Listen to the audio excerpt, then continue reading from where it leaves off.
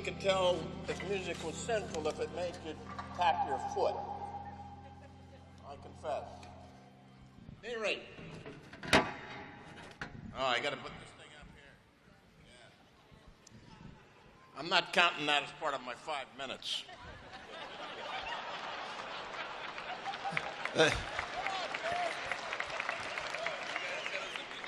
Yeah, I got to get going here. I only got 4 minutes and 32 seconds left. We stand upon their shoulders.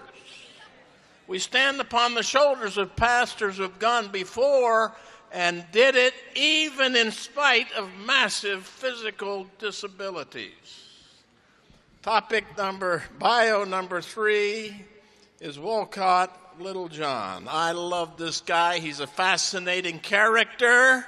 He's the only Seventh-day Adventist minister that I know that was ordained twice by the Adventist Church.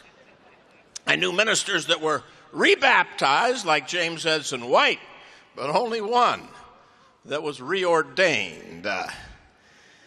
Littlejohn had one other distinction. He was totally blind for most of his adult life.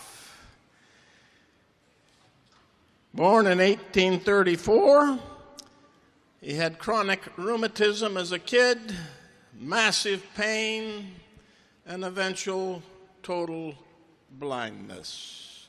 Got interested. He wanted to be a lawyer, had a great mind, but he couldn't go at it. He went to the University of Michigan, other schools, had to quit because of his physical disabilities. In the 1850s, early 1850s, he heard about the Sabbath, and in good lawyerly style, he began to test. He put it on trial.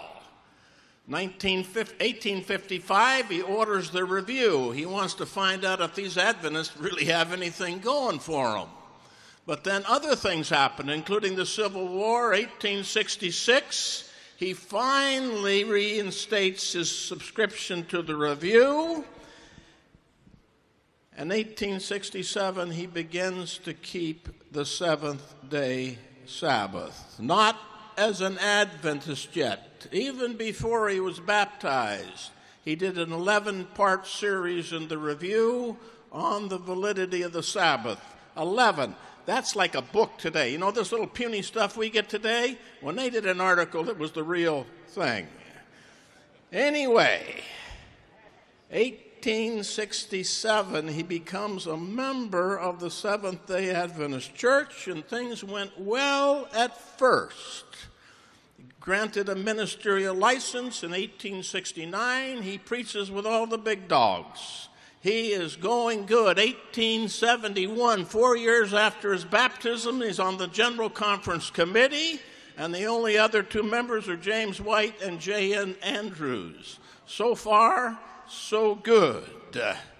But then in 1873, president of the General Conference published a book on leadership, which said that James White is the Adventist Moses and should have almost unlimited ecclesiological authority. That was bad enough for Littlejohn, and then the General Conference in session voted that document. Littlejohn stopped going to church, lost his membership.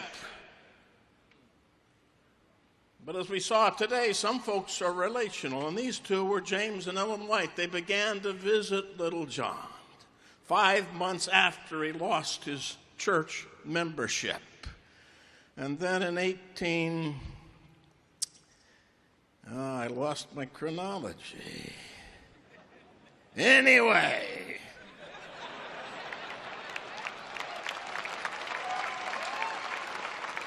I guess I don't, infallibility is a hard thing to deal with. Especially when perfect as long as I have. Anyway, it's 1877. I got it. The General Conference votes to rescind that problematic document, especially about all the stuff with one-man power. Our friend Littlejohn is in the audience. Okay, Ivan, I've done it now. Alex went over 2 minutes the other day. I'm taking them from him. Okay. They rescind it.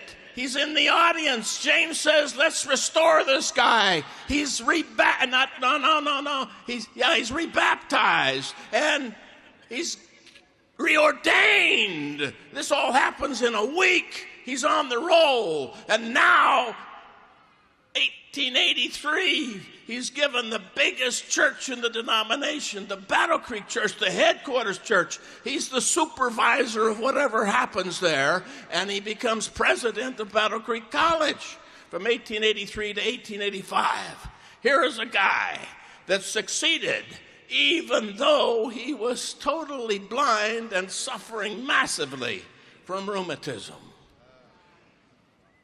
Some of these folks, by the way, other people had to be his eyes and his hands.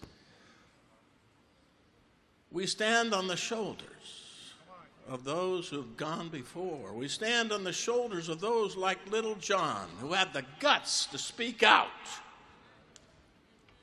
We stand on the shoulders of people who've succeeded in spite of physical disability. Praise God, from whom all blessings flow.